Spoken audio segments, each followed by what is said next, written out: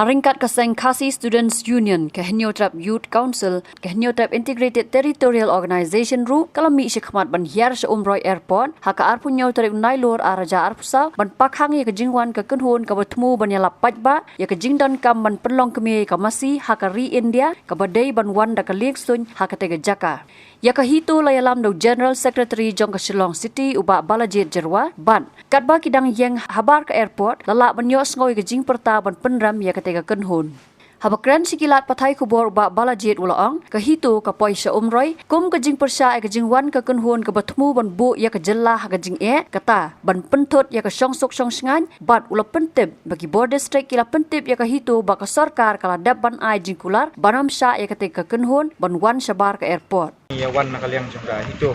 Henyotrap Integrated Territorial Organization banyak peni ya kajing persya bat ban khang gini gi nong wan nong sit nyam bawan ban pra bawan penjat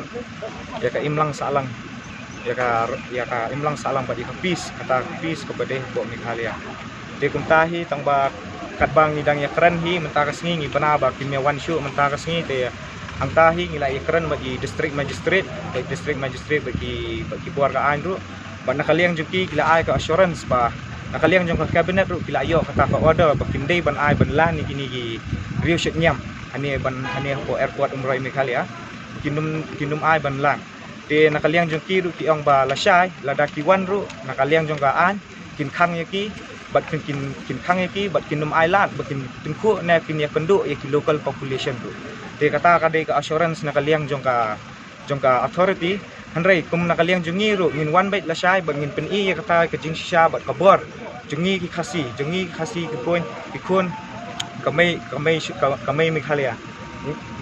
ngin wan lasai bangin wan hang ni ban pen i ya kata ka jing persya bat ban khang lat ikini ki riu shit nyam bawan man khang ya ka bam ka di ya ka nyam ka ruti ka dustur jongi ki khasi Habatin pej bahagi ki shop ka shop plus f Ka plus F? Hakabam bangibam dunaki eki batay kamet. Namar kata habathiru atau kau kamlu ka umpnyang kadut pet ya ka shop plus F haka jingsom. Yaki nutrient kumki vitamin bat ka ayan la icon diat bat ka bathau bha kam kta ka dur jingki marbam ka jingmat lani ka rukom shed yaki. Balehi banai kita. Kadon ka we ka jing mentoy ba kongsan. Ka kot ka kia.